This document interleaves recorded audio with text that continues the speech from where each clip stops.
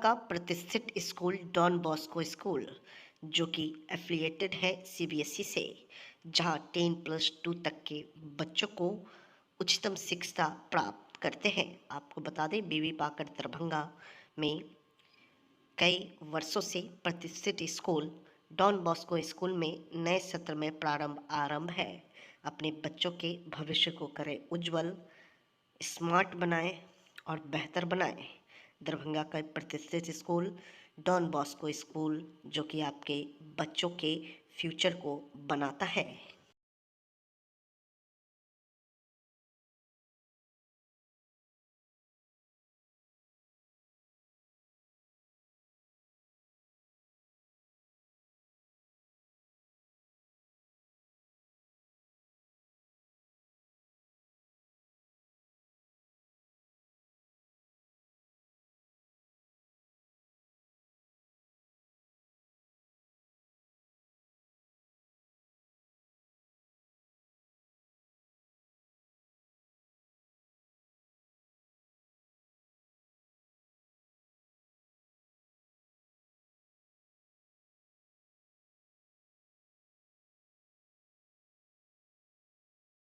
अब दरभंगा शहर में सुजुकी गाड़ी लेना हुआ आसान, शानदार माइलेज के साथ कम कीमत में आने वाली बाइक से लेकर स्कूटी के लिए मशहूर कंपनी सुजुकी एजेंसी का हुआ छोटा एकमी सैदनगर में ओपनिंग।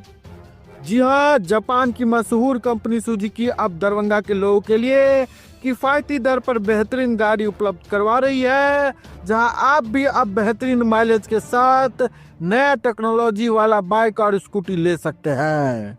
खासकर कम तेल में ज्यादा माइलेज देने वाली प्रसिद्ध गाड़ी एजेंसी के ओपनिंग के शुभ अवसर पर अभी कंपनी के द्वारा विशेष ऑफर के तहत आप कम कीमत में पा सकते हैं।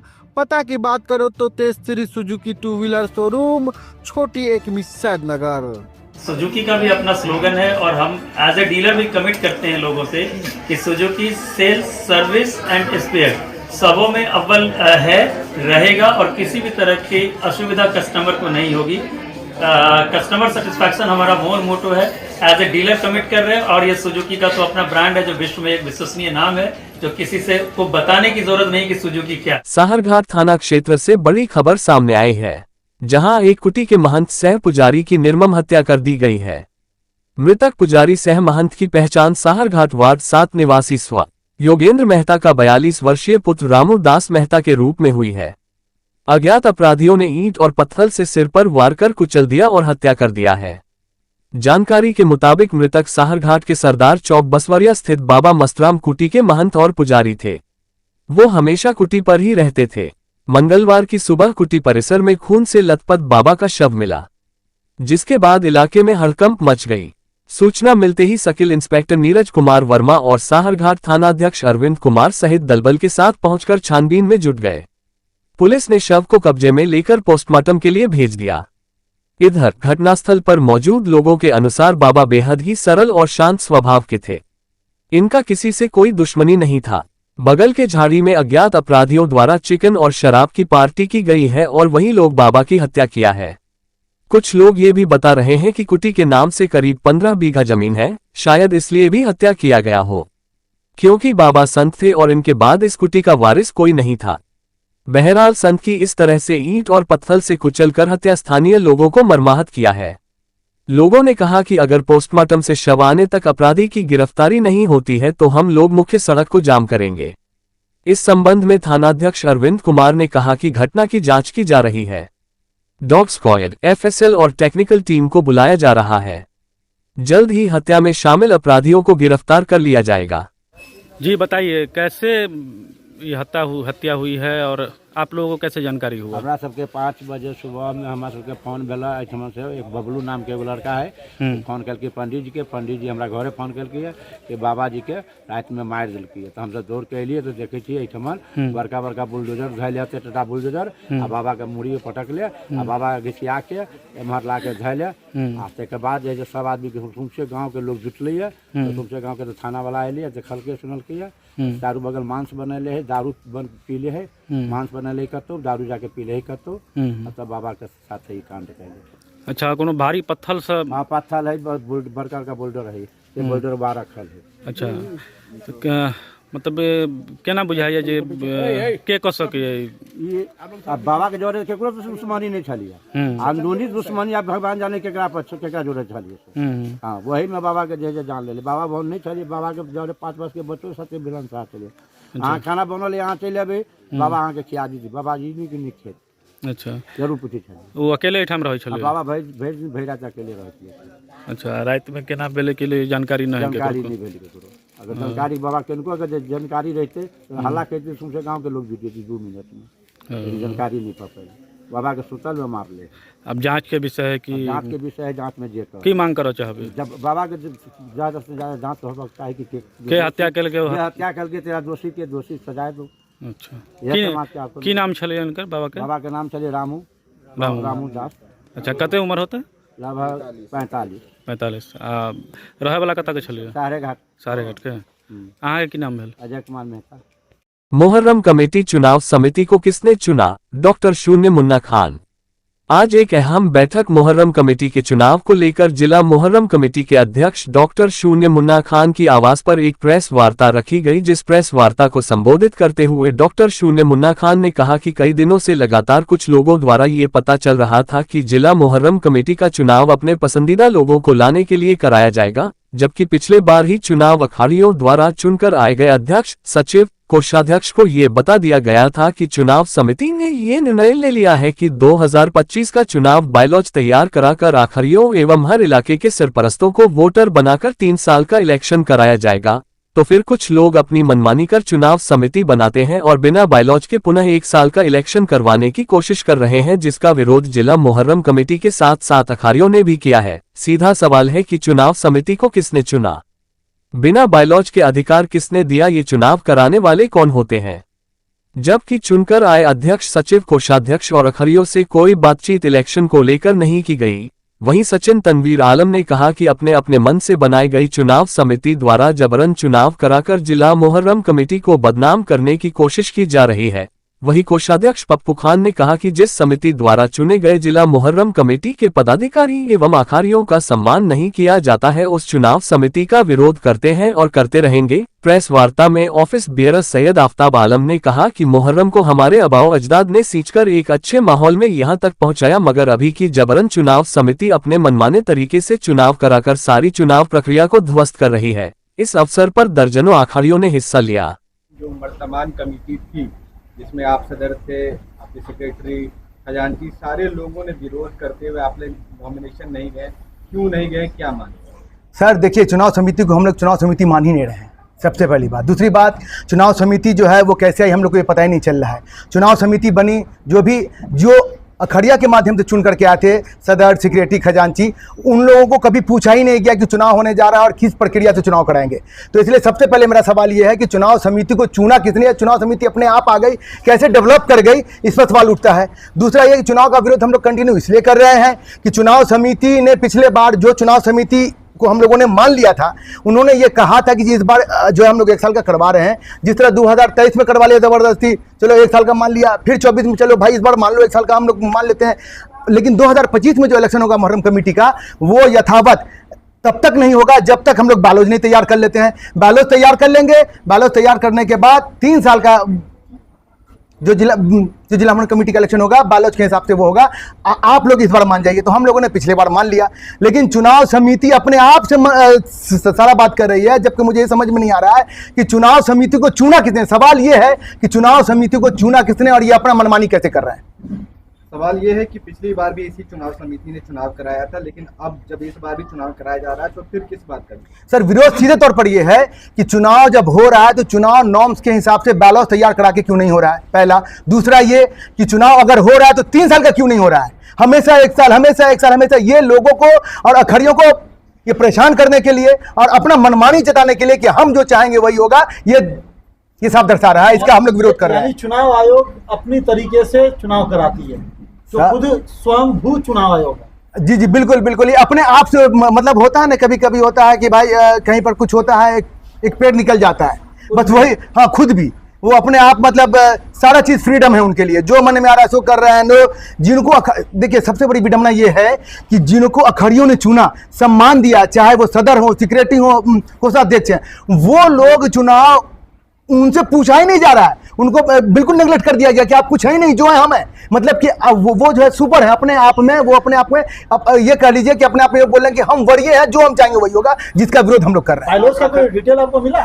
इस साल बन के तैयार हुआ है कि नहीं? सर बायलॉज तो सर मैं 3 साल पहले लिख के दे दिया था। ये देखिए सारा 22 पॉइंट, सुनिए एक एक आदमी को पहुंचाया हमने, चाहे इमाम हाशमी हो, रिंकू बाबू हो, जावेद बाबू हो, डब्बू बाबू हो या मंगला बाबू, हमारे पुट्टू भाई हो, जितने लोग हैं हमने सबको पहुंचाया बायलॉज कि आप इस हिसाब से, ये मेरा मानना है, अपने हिसाब से इसको संशोधित कर करके और लोगों का मशवरा लेकर करके आप इसको जो है बायलॉज तैयार कर लीजिए। बायलॉज तैयार करने कितना टाइम लगेगा भाई? 3 महीना बहुत हुआ, आप 1 साल ले लिए, 1 साल के बाद आप अपना मनमानी कर रहे हैं, जब मन में आ रहा है आप इलेक्शन करवा रहे हैं, वो भी 1 साल करवा रहे हैं, क्यों 1 साल का इलेक्शन करवा रहे हैं? इसीलिए हम जो पिछले बार की चुनाव समिति थी, जो अपने आप को इस बार मनमाने तरीके से काम कर रही है, उसका हम लोग कड़े लफ्जों में कंडेम करते हैं और उसका हम मुखालफत करते हैं और चुनाव का जो हम लोग बहिष्कार कर रहे हैं। तो क्या माना जाए कि जिला मुहर्रम कमेटी 2 फाड़ में हो गई? नहीं, ऐसी बात नहीं है। जिला मुहर्रम कमेटी कभी 2 फाड़े में नहीं थी। सिर्फ देखिए बात क्या है, अखड़ियों का सम्मान, अखड़ियों का सम्मान यह था कि उन्होंने चुन करके अपने अध्यक्ष को, सेक्रेटरी को और अपने भाई कोषाध्यक्ष को चुना। उनको किसने चुना?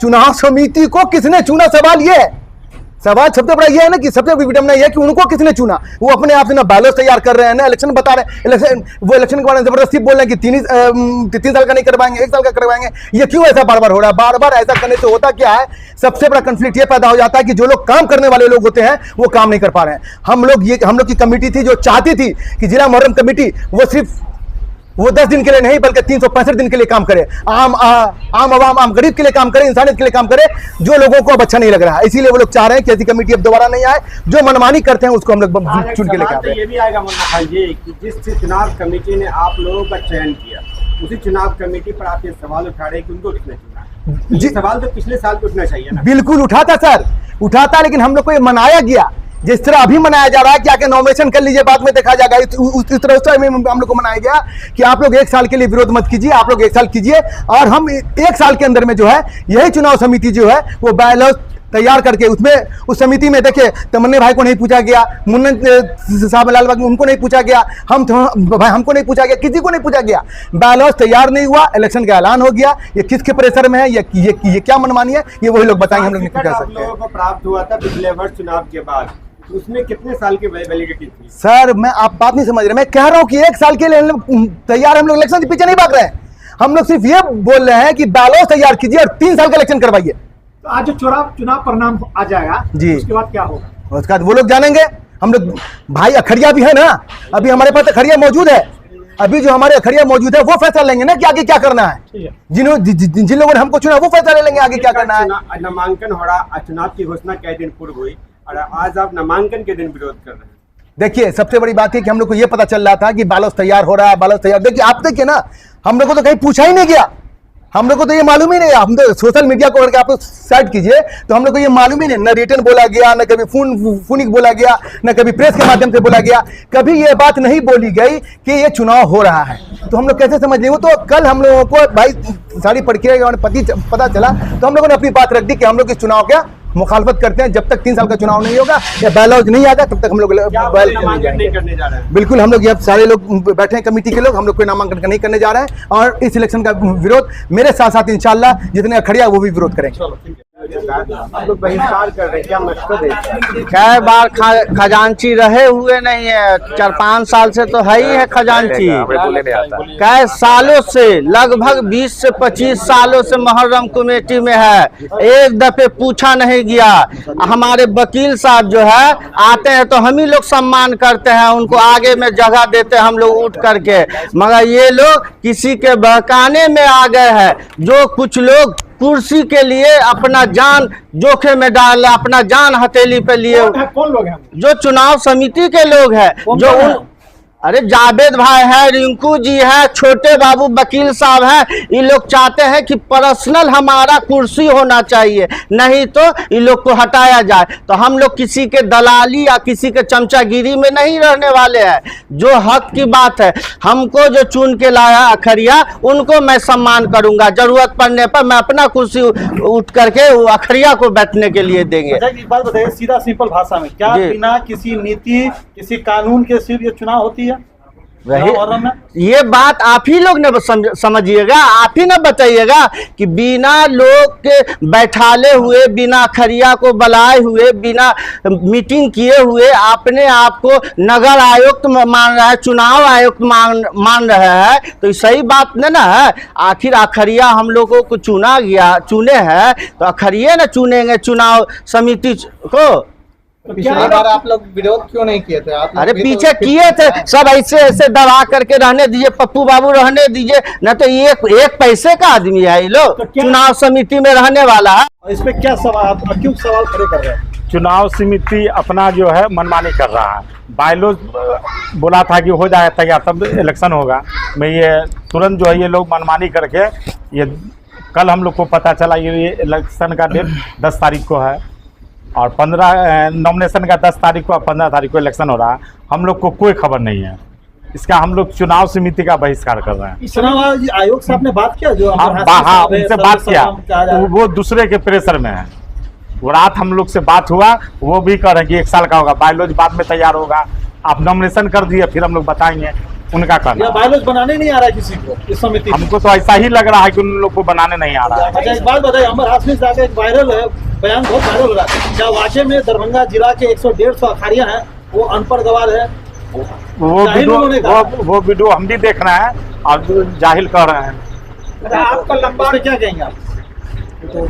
वो तो जवाब इमाम साहब, ये वकील साहब ही देंगे। अच्छा, आपका लंबा अनुभव है इसका कमिटी से? हम 17 साल पहले भी रह चुके हैं और बहुत अच्छे से चला है। पिछले साल भी हम लोग बहुत अच्छे से चला है और कुछ लोग इसमें हैं कि चाह रहे हैं कि इलेक्शन हो, इन लोग को हटाया जाए। ये कुछ लोग कौन हो सकते हैं?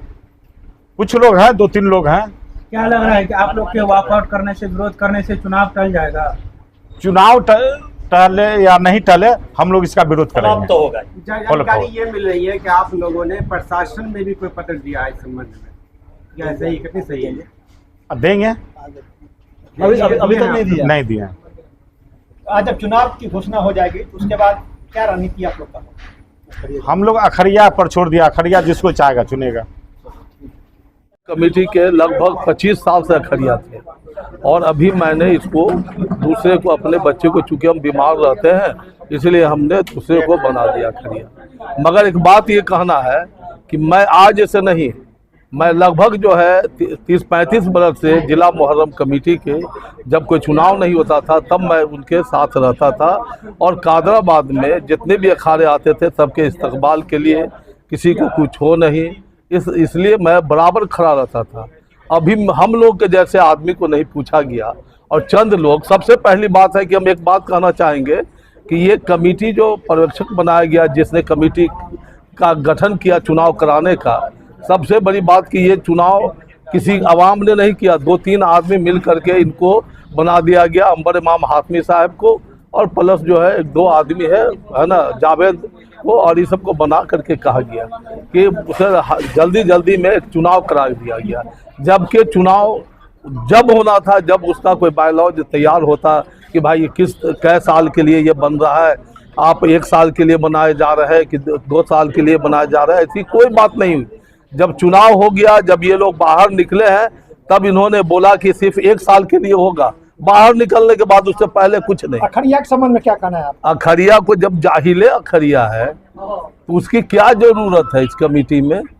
तो यही जो लोग इस बात को कह रहे हैं कि अखरिया जाहिल है, तो अखरिया जब जाहिल है तो इसका सब अखरिया 80% जो है वो बाइकाट कर रहे हैं इस चुनाव का। क्या लगता है कि ये जो अंबर हाशमी साहब जो बोले हैं, नहीं, जो कमेटी बनेगा उसको नहीं मान रहे हैं। अंबर हाशमी ने जो ये शब्द बोला है जाहिल, ये बहुत खराब बात है ना। क्या आप लोगों ने उनसे संपर्क किया?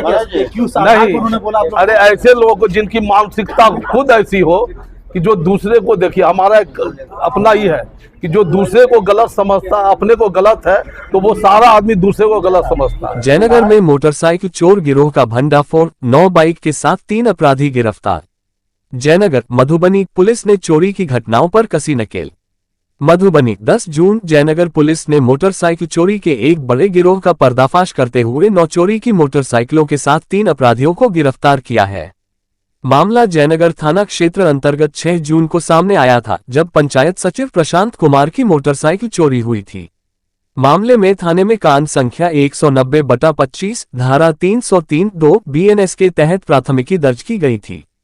अनुसंधान के क्रम में घटनास्थल के आसपास लगे सीसीटीवी फुटेज की जांच की गई, जिसमें 2 संदिग्ध युवक दिखाई दिए। गुप्त सूचना और छापेमारी के बाद पुलिस ने फुटेज से मेल खाते 2 युवकों पुरुषोत्तम कुमार यादव खैरामठ जयनगर और विकास कुमार यादव उर्फ निरहुआ महुआ एकदरा खजौली को हिरासत में लिया। पूछताछ में दोनों ने राजा कुमार यादव मानपट्टी बासोपट्टी का नाम उजागर किया, जिसके पास चोरी की बाइकें बेची गई थीं। पुलिस ने राजा कुमार यादव के घर से शिकायतकर्ता की बाइक सहित 2 अन्य बाइकें बरामद की और उसे भी गिरफ्तार किया। तीनों आरोपियों की निशानदेही पर लस्करिया खोई स्थित आम बगीचा से 6 और चोरी की मोटरसाइकिलें बरामद की गईं। पुलिस के अनुसार ये आरोपी मधुबनी जिले के विभिन्न थाना क्षेत्रों जयनगर, नगर, बासोपट्टी आदि से बाइक चोरी कर उन्हें शराब तस्करी और नेपाल में बिक्री के लिए इस्तेमाल करते थे। पूछताछ में इन लोगों ने नगर थाना क्षेत्र से 10-12 और जयनगर थाना क्षेत्र से 4 मोटरसाइकिल चोरी की बात स्वीकार की है। गिरफ्तार आरोपियों पर पूर्व में भी कई आपराधिक मामले दर्ज हैं, जिनमें चोरी और शराब तस्करी से जुड़े मुकदमे शामिल हैं। पुलिस अब गिरोह के अन्य फरार सदस्यों की तलाश में छापेमारी कर रही है। बरामद बाइकें hero Splendor BR02 BR09W7184 BR32A7455 BR32H2871 passion pro BR32AE2736 2 अन्य बिना नंबर की बाइकें चेचिस नंबर सहित हीरो ग्लैमर BR05Q2879 और TVS अपाचे BR32R9548 शामिल हैं। पुलिस अधीक्षक ने इसे संगठित अपराध पर बड़ी कार्रवाई बताते हुए कहा कि जल्द ही अन्य अपराधियों को भी गिरफ्तार किया जाएगा। भारतीय खेत मजदूर यूनियन के राष्ट्रीय आह्वान पर लहरियासराय पोलो मैदान स्थित धरना स्थल पर दरभंगा के खेत मजदूरों के द्वारा अपनी 13 सूत्री मांग के समर्थन में धरना का आयोजन किया गया। धरना स्थल पर धरनार्थियों की सभा की अध्यक्षता खेत मजदूर नेता जीवचंद पंडित ने किया। भारतीय कम्युनिस्ट पार्टी के जिला सचिव नारायण जी झा धरना स्थल पर उपस्थित खेत मजदूर को संबोधित करते हुए कहा कि देश की RSS भाजपा एवं पूंजीपति की गठजोड़वादी सरकार लगातार खेत मजदूर और उनके हक में बने कानून एवं अधिकारों को छीनने का काम कर रही है। अतः 9 जुलाई को श्रम संगठन एवं खेत मजदूर आयोजित आम हड़ताल में हजारों की संख्या में खेत मजदूर भाग लेकर इस सरकार को मजबूर करने के लिए सड़क पर उतरेंगे। सभा को संबोधित करते हुए खेत मजदूर यूनियन के जिला सचिव सुधीर कुमार ने कहा कि यदि खेत मजदूर के अधिकारों पर सरकार हमला करती रहेगी तो 9 जुलाई को खेत मजदूर हजारों की संख्या में सड़क पर उतरेंगे। सभा को संबोधित करते हुए किसान सभा के जिला अध्यक्ष राजीव कुमार चौधरी ने कहा कि आप संघर्ष के रास्ते आगे बढ़े हैं, किसान सभा आपके साथ खड़ा रहेगी। सभा को संबोधित करते हुए नौजवान संघ के जिला सचिव आनंद मोहन ने कहा कि दरभंगा में खेत मजदूर परिवारों को प्राथमिकता के आधार पर सरकार रोजगार देने में विफल रहती है, तो नौजवान संघ आने वाले दिनों बड़ा आंदोलन खड़ा करने का काम करेगी। सभा को मजदूर नेता मोहम्मद कलाम, हरे कृष्णा राम, जीवचंद पंडित, चंद्र किशोर झा, सुरेंद्र महतो, सुकुमारी देवी, विमल देवी, सुनील सुमन, चंद्र मोहन, नसीमा खातून, इंद्रासन देवी आदि ने संबोधित किया। दिया जा रहा है, किस ओर से दिया जा रहा है, किन मांगों को लेकर दिया जा रहा है? आज भारतीय खेत मजदूर यूनियन के द्वारा पूरे देश में राष्ट्रव्यापी आंदोलन के तहत आज दरभंगा जिला समाहरणालय के सामने धरना कार्यक्रम चलाया जा रहा है। आज के दिन पूरे देश में भारतीय खेतिहर मजदूर के द्वारा ये आंदोलन चलाया जा रहा है। धरना के माध्यम से सरकार को हम ये चेताने आए हैं और अपनी मांग को रखने आए हैं। भारतीय खेत मजदूर यूनियन के द्वारा 12 सूत्री मांगों को लेकर के आज हम लोग धरना पर हैं। पहला हमारा डिमांड है कि भारतीय खेत मजदूर यूनियन को एक व्यापक कानून बना करके राष्ट्रीय व्यापक कानून इसके हित में बनाया जाए। भारतीय खेतिहर मजदूरों के लिए कल्याणकारी बोर्ड की स्थापना किया जाए। खेतिहर मजदूरों को 55 वर्ष के बाद के आयु वाले को 10,000 पेंशन प्रति माह दिया जाए। खेतिहर मजदूरों को 700 रुपया प्रतिदिन की मजदूरी से मनरेगा योजना में भी जो मजदूरी कम है उसको भी उस राशि को बढ़ा करके 700 रुपया प्रतिदिन मजदूरी दिया जाए। आज मांग करते हैं कि गणना जातीय जनगणना के साथ साथ ये जातीय गणना के साथ साथ जातीय जनगणना को भी गणना से जोड़ा जाए पड़ेगा। अपना परिचय दे दे। सुधीर कुमार, खेत मजदूर यूनियन सचिव। पूरे देश के अंदर जिला मुख्यालय पर में खेत मजदूरों के द्वारा धरना प्रदर्शन का आयोजन किया गया। दरभंगा के अंदर 12 सूत्री मांगों को लेकर 13 सूत्री कहिए मांगों को लेकर आज यहाँ लोग धरना पर में बैठे हुए हैं और धरना के माध्यम से कलेक्टर के माध्यम से राष्ट्रपति को स्मारक पत्र लोग समर्पित करेंगे, क्योंकि देश के अंदर खेत मजदूरों की स्थिति बदतर है और देश के अंदर जो आरएसएस भाजपा और उद्योगपति के गठजोड़ की सरकार है लगातार श्रमिक वर्ग पर हमला कर रहा है। 43 श्रम कानून थे जिन्हें तोड़कर 4 श्रम कानून में बदल दिया गया है।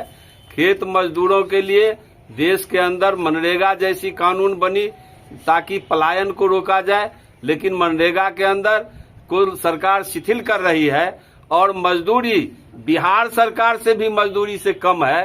367 रुपया बिहार सरकार का मजदूरी है और मनरेगा में 225 रुपया सरकार मजदूरों को मजदूरी दे रही है, जबकि न्यूनतम मजदूरी आज गांवों के अंदर कम से कम 500 रुपया है। इसलिए इन लोगों का मांग है कि मनरेगा के अंदर 200 दिन काम की गारंटी करे और 700 रुपया कम से कम मजदूरी देने का काम करें। जो गृह विहीन है उन्हें 10 लाख रुपया प्रति परिवार घर बनाने के लिए सरकार देने का काम करें। इन्हीं तमाम सवालों को लेकर खेत मजदूर के लोग धरना पर बैठे हुए हैं। को पूरे खेत मजदूर के लोग श्रम संगठन के साथ सड़क पर उतरेंगे और हिंदुस्तान के नरेंद्र मोदी सरकार को मजबूर करने का काम करेंगे।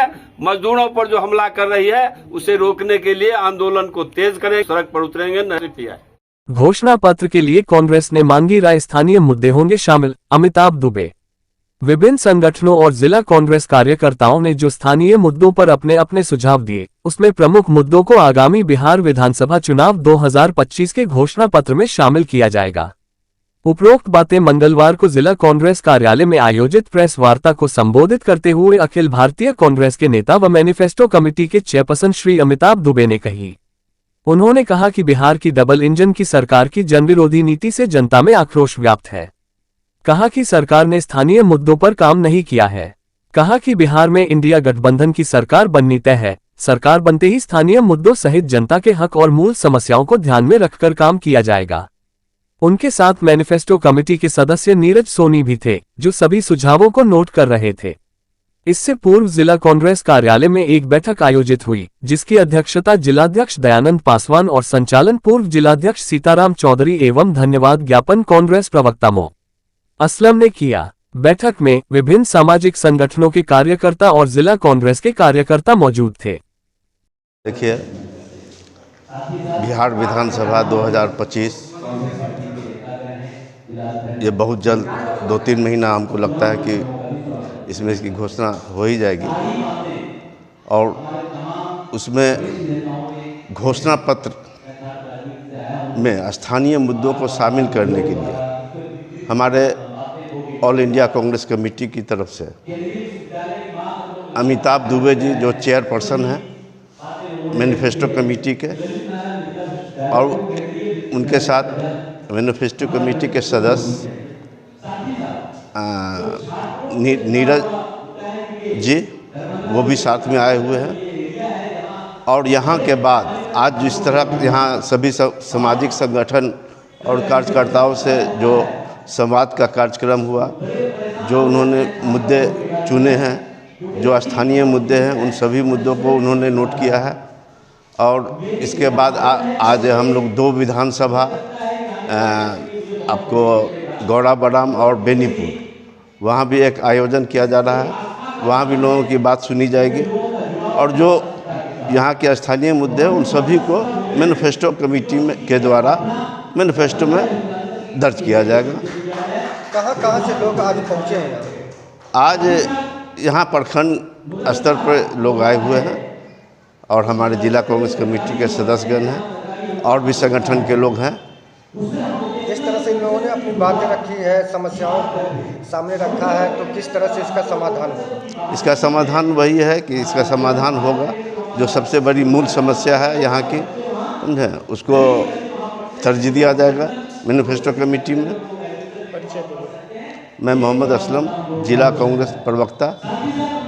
यहाँ पे कई अतिथिगण आए हुए, कौन कौन लोग आए हुए इस कार्यक्रम के मौके पर? यहाँ हमारे पंडित रामनारायण जी हैं जो प्रदेश के प्रतिनिधि हैं, पूर्व जिला अध्यक्ष सीताराम चौधरी जी हैं, शंकर कुमार झा जी हैं, उपाध्यक्ष राम पुकार चौधरी जी हैं, लतिकांत जी हैं, कन्हैया जी हैं, बहुत सारे मित्र हैं।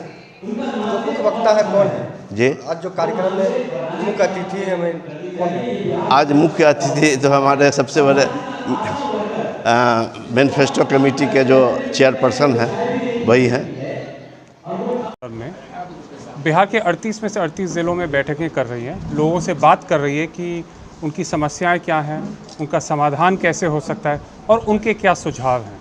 तो इसी कारण हम दरभंगा आए हैं। यहाँ से लोगों से बातचीत हुई है, विस्तार से बातचीत हुई अलग अलग विषयों पे, और अन्य जो समस्याएं हैं वो सामने उभर के आई हैं कि पिछले 20 साल के सुशासन कहा जाता है लेकिन दिखता है कुशासन। जो इतनी समस्या 20 साल की नीतीश बाबू के राज के बाद ऐसी स्थिति क्यों है? स्वास्थ्य व्यवस्था, शिक्षा व्यवस्था सब चौपट है, बैठा हुआ है। लोग यहाँ से बाहर जा रहे हैं, पलायन हो रहा है। क्यों हो रहा है? क्योंकि यहाँ कोई सुविधाएं नहीं है, यहाँ शिक्षा की व्यवस्था अच्छी नहीं है। स्वास्थ्य की तो आपको पता है कि एम्स का वादा तो कई सालों से चल रहा है लेकिन उसका नामो निशान नहीं है। तो ये अलग अलग समस्याएं आई हैं। अब अगर आप मिथिलांचल की बात करेंगे तो यहाँ ये सीता मैया का जन्म स्थल है, यहाँ एक प्राचीन स्थल है, लेकिन यहाँ पर्यटन के लिए क्या किया गया है?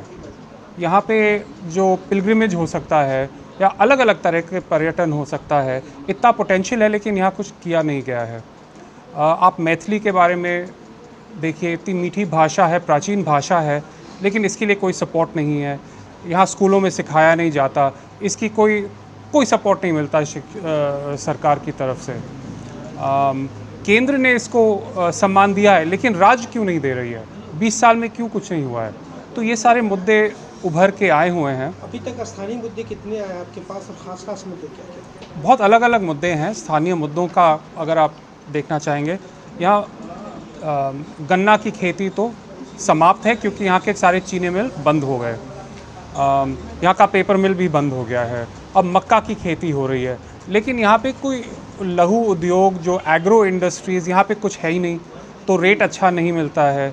20 साल पहले जब नीतीश बाबू ने मंडी सिस्टम को समाप्त किया, उसके बाद बिचौलियों का राज चल रहा है। ये जो पैक सिस्टम है यहाँ पे सही से नहीं चल रहा है, उसमें कमियां हैं। तो जितना आमदनी किसान को मिलना चाहिए उससे बहुत कम मिल रहा है। इसके मुकाबले आप पंजाब देखिए या कोई दूसरा राज्य देखिए, किसान को कितना मिल रहा है। तो यहाँ पे जो किसान की जो खेती की व्यवस्था है वो भी चौपट है। तो यहाँ पे बहुत सारी कमियाँ, हर जगह कमियाँ दिखाई दे रही हैं। यहाँ मखाना का इतना डिमांड है पूरे विश्व में, लेकिन यहाँ घोषणाएं होती हैं, केंद्र की घोषणाएं होती हैं, राज्य की घोषणाएं होती हैं, लेकिन ज़मीन पे कुछ दिखाई नहीं देता। मतलब कुल मिलाकर इस बार विधानसभा चुनाव में स्थानीय मुद्दों के साथ कांग्रेस उतरेगी? जी ज़रूर। अब राज्य के मुद्दे तो होंगे लेकिन स्थानीय मुद्दे पर हमारा फोकस रहेगा। सर, एक सवाल है कि 2014 के बाद से रोज़गार की उम्मीद पे जिन लोगों ने अपनी उम्र को गंवा दिया, अब उनका उम्र नहीं बचा है रोज़गार के लिए, उसके लिए कांग्रेस पार्टी ने क्या सोचा? देखिए, हम अभी लोगों से बातचीत कर रहे हैं, अलग अलग सुझाव ले रहे हैं। इलेक्शन मैनिफेस्टो में ये शामिल होगा? जी बिल्कुल, ये तो एक इसे प्राथमिकता दी जाएगी। क्योंकि पलायन क्यों हो रहा है? पलायन हो रहा है क्योंकि यहाँ रोज़गार नहीं है, तो इस पर बहुत विशेष ध्यान दिया जाएगा। हमारा जो महागठबंधन है इसका प्रायोरिटी देगा, ये आपको मैं विश्वास दिलाना चाहता हूँ। पत्रकारों के बारे में कांग्रेस ने क्या सोचा? देखिए, हम पत्रकार बंधुओं से तो हर जगह बातचीत करते हैं। उनकी भविष्य को लेकर जी देखिए, पत्रकार एक तो है सुरक्षा, पत्रकारों की सुरक्षा, और दूसरी है जो सुविधाएं मिलती हैं उनको। वैसे देखने में तो कुछ नहीं मिल रहा है वर्तमान में। तो हम अब घोषणा पत्र तब तैयार होगा, आप सब पत्रकार बंधु देख पाएंगे कि हमारे क्या वादे हैं। अभी मैं कुछ कह नहीं सकता, लेकिन मुद्दे तो सामने आए हैं ज़रूर। बाढ़ सुखाड़ को लेकर के? देखिए, ऐसा कौन नहीं है जो बाढ़ सुखाड़ के मुद्दे के बारे में बातचीत नहीं करता। इतने सालों से इसकी चर्चा चल रही है लेकिन कुछ समाधान नहीं हुआ है। यहाँ पे जो कलवर्ट, एक हमारी साथियों ने बताया कि यहाँ कलवर्ट टूटे पड़े हैं तो पानी खेतों में आ जाता है, सड़क पे आ जाता है। तो ये जो छोटी बड़ी चीज़ें, छोटी छोटी चीज़ें जो सब जानते हैं किया जाना चाहिए, वो भी नहीं किया जा रहा है। तो इसी से लोग निराश हैं और इसीलिए मेरा मानना है कि जब महागठबंधन की सरकार आएगी, हमारा जब घोषणा पत्र आएगा, उसमें ठोस सुझाव होंगे जिससे इन सब का समाधान किया जा सकता है। जो आप लोग यहाँ कार्यक्रम रखा है और सभी कार्यकर्ताओं को बुलाया, इसका क्या उद्देश्य है? देखिए, एक तो है कि लोगों से बातचीत करके, चाहे कार्यकर्ता हों चाहे अलग अलग संगठन हो, कि उनको क्या लगता है कि क्या सुझाव होने चाहिए उनकी समस्याओं के लिए। तो इससे हम पूरे राज्य में घूम रहे हैं, हर ज़िले में घूम रहे हैं, हर ज़िले के अंदर अलग अलग विधानसभा घूम रहे हैं ताकि हमें ज़मीनी हकीकत दिखाई दे और हम लोगों से पूरा कनेक्शन हो जाए। तो इसीलिए हम हर एक से बात कर रहे हैं, जो भी हमसे अपनी बात रखना चाहता है, चाहे कांग्रेस जन हो, चाहे कोई आज़ाद संगठन हो, हम सबसे बात कर रहे हैं। कई ऐसे इंडस्ट्रीज हैं, जो फैक्ट्रियाँ बंद है, जो लोगों ने समस्या रखा है, यहाँ अगर आपकी सरकार बनती है तो क्या वो जो बात सामने अभी आई है ये सब दूर होगा समस्या? देखिए, यहाँ पे रोज़गार कहाँ से आएगा? रोज़गार उद्योग से आएगा। सर्विसेज से तो थोड़ा सा रोज़गार आता ही है, खेती चौपट है, वहाँ तो रोज़गार कम हो रहा है। तो सबसे मुख्य जो हमारा फोकस होगा वो उद्योग होगा, चाहे कृषि संबंधित उद्योग हो या कोई अलग प्रकार का उद्योग है। अगर आप बिहार को देखें, दूसरे राज्यों के कंपैरिजन में सबसे बड़ी कमी यहाँ उद्योग व्यवस्था की दिखाई दे रही है और सबसे ज़्यादा रोज़गार सिर्फ उद्योग से आ सकता है। तो मेरा मानना है कि जब हमारा घोषणा पत्र आएगा तो आप देखेंगे कि इस पर बहुत प्राथमिकता दी गई है। दरभंगा एम्स को लेकर सालों से बात की जा रही है, लाख दावे किए जा रहे हैं सत्ता पक्ष की तरफ से, लेकिन अभी तक एक भी ईंटा नहीं जुड़ा है। तो क्या कहेंगे, एम्स क्या इलेक्शन का? देखिए, दरभंगा के लोगों से मुझसे बेहतर मालूम है क्या हकीकत है। एम्स का वादा कितने सालों से चल रहा है और हम वैसे वहीं से अभी गुजर के आए। वहाँ 2 झोंपड़ियाँ पड़ी हैं, कुछ ईंटा पड़े हुए हैं और खेत दिखाई दे रहा है। तो ये पूरी तरह जुमलेबाजी है, मोदी जी की जुमलेबाजी और नीतीश बाबू की जुमलेबाजी।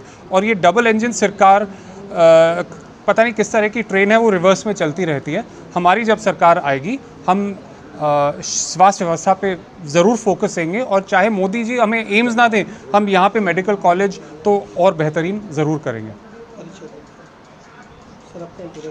मैं हूँ अमिताभ दुबे, भारतीय राष्ट्रीय कांग्रेस के कम्युनिकेशन विभाग में मैं हूँ।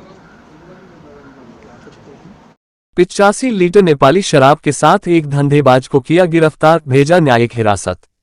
मधुबनी जिले के बासोपट्टी थाना क्षेत्र के कोदरकेट्टा चौक से एक शराब धंधेबाज को गिरफ्तार किया है। गिरफ्तार धंधेबाज की पहचान स्थानीय थाना क्षेत्र के कोदरकेट्टा गांव निवासी मदन प्रसाद साह के रूप में किया गया है। प्राप्त जानकारी के अनुसार थाना की पुलिस को गुप्त सूचना मिली कि कोदरकेट्टा चौक के पास एक दुकान में शराब का खरीद बिक्री चल रहा है। तभी थाना की पुलिस पहुंची तो देखा कि दुकान से एक व्यक्ति भाग रहा था। भागे व्यक्ति को पकड़ा गया और दुकान की तलाशी ली गई तो दुकान से अवैध शराब बरामद हुआ। इस संबंध में थानाध्यक्ष अरविंद कुमार ने बताया कि गिरफ्तार धंधेबाज को न्यायिक हिरासत में भेज दिया गया है। पुलिस केंद्र लहेरियासराय में दिनांक 10 जून 2025 को आयोजित रैतिक परेड का आयोजन वरीय पुलिस अधीक्षक दरभंगा के निर्देशन में किया गया। रैतिक परेड का निरीक्षण ग्रामीण पुलिस अधीक्षक दरभंगा के द्वारा किया गया। निरीक्षण क्रम में पुलिस उपाधीक्षक रक्षित एवं अन्य पुलिस पदाधिकारी कर्मी उपस्थित हुए। इस दौरान ग्रामीण पुलिस अधीक्षक दरभंगा के द्वारा परेड ग्राउंड का निरीक्षण किया गया एवं आवश्यक दिशा निर्देश दिए।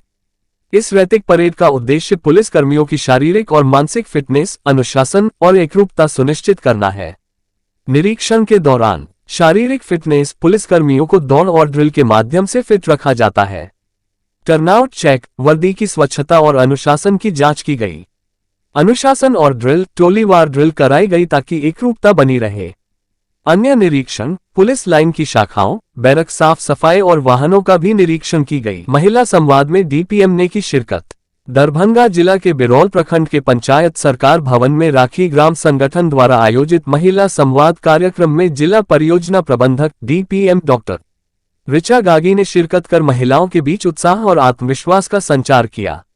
उन्होंने उपस्थित महिलाओं को संबोधित करते हुए कहा कि राज्य सरकार द्वारा महिलाओं के सशक्तिकरण के लिए कई योजनाएं चलाई जा रही हैं और सभी योग्य पात्रों को जागरूक होकर इन योजनाओं का लाभ उठाना चाहिए। कार्यक्रम के दौरान डीपीएम ने महिलाओं से उनके व्यक्तिगत और सामुदायिक जीवन की समस्याओं के बारे में विस्तृत जानकारी ली। उन्होंने संबंधित कर्मियों को निर्देश दिया कि सभी आकांक्षाओं को संकलित किया जाए ताकि ग्राम संगठन स्तर पर इन समस्याओं का प्रभावी ढंग से निराकरण सुनिश्चित किया जा सके। उन्होंने इस बात पर विशेष जोर दिया कि आज महिलाएं घर और बाहर दोनों मोर्चों पर मजबूती से कार्य कर रही हैं और अपनी एक अलग पहचान बना रही हैं, जो समाज के लिए एक प्रेरणा है। बीपीएम आमोद शर्मा ने उन महिलाओं को जीविका समूह से जुड़ने के फायदे बताए जो अब तक इस पहल का हिस्सा नहीं बनी है और उन्हें समूह से जुड़ने का आग्रह किया ताकि वे सामूहिक शक्ति का लाभ उठा सकें। संवाद कार्यक्रम में महिलाओं ने अपने गांव की समस्याओं को खुलकर रखा। जल जमाव की गंभीर समस्या को रेखांकित करते हुए इसके त्वरित समाधान की मांग की गई। पुतुल देवी ने गांव में तालाब निर्माण की मांग रखी जो जल संरक्षण और कृषि के लिए महत्वपूर्ण हो सकता है। साथ ही रेखा देवी ने दुग्ध संग्रहण केंद्र खोले जाने की आवश्यकता बताई जिससे पशुपालकों को अपनी उपज बेचने में आसानी हो। गिरते भूजल स्तर के कारण चापाकलों के सूखने की समस्या को भी गंभीर बताया गया और इसकी तत्काल जांच तथा समाधान की मांग की गई, जो पेयजल संकट की ओर इशारा करता है। कार्यक्रम में स्थानीय छात्राओं ने सरकार की पोशाक, साइकिल और छात्रवृत्ति योजना से हुए लाभों को साझा किया। उन्होंने बताया कि इन योजनाओं से शिक्षा में उनकी रुचि और निरंतरता बनी हुई है जिससे उन्हें अपनी पढ़ाई जारी रखने में मदद मिली है और वे भविष्य में भी ऐसे सहयोग की आकांक्षा रखती हैं। कार्यक्रम के दौरान महिलाओं को लोकतंत्र में भागीदारी और मतदान के महत्व के प्रति भी जागरूक किया गया। सभी महिलाओं ने मतदान के अधिकार का जिम्मेदारी से उपयोग करने और लोकतंत्र को मजबूत बनाने की शपथ ली, जो उनके नागरिक कर्तव्यों के प्रति उनकी जागरूकता को दर्शाता है। संवाद के दौरान शिक्षा, स्वास्थ्य, रोजगार, जल जमाव, सामुदायिक भवन, वृद्धावस्था पेंशन, सोलर लाइट, सिंचाई संसाधन और लघु कुटीर उद्योगों को लेकर भी विस्तृत चर्चा की गई। महिलाओं ने इन विषयों पर अपने महत्वपूर्ण सुझाव दिए और सरकार से बेहतर समाधान की मांग की जिससे ग्रामीण जीवन में सुधार आ सके। महिलाओं में योजनाओं को लेकर विश्वास और उत्साह बढ़ा है। महिला संवाद जैसे कार्यक्रम महिलाओं को सशक्त बनाने के साथ साथ उन्हें ग्राम स्तर पर नेतृत्व की ओर भी प्रेरित कर रहे हैं, जिससे वे अपने समुदायों में बदलाव की वाहक बन सकें। न कार्यक्रम का सफल आयोजन क्षेत्रीय समन्वयक इंद्रजीत कुमार, अमित, कैडर आरती कुमारी, गुंजन कुमारी, नीरन कुमारी के नेतृत्व में किया गया। जिला कार्यालय से मनोरमा कुमारी, राजा सागर और बीपीएम आमोद शर्मा ने भी इस महत्वपूर्ण कार्यक्रम में हिस्सा लिया।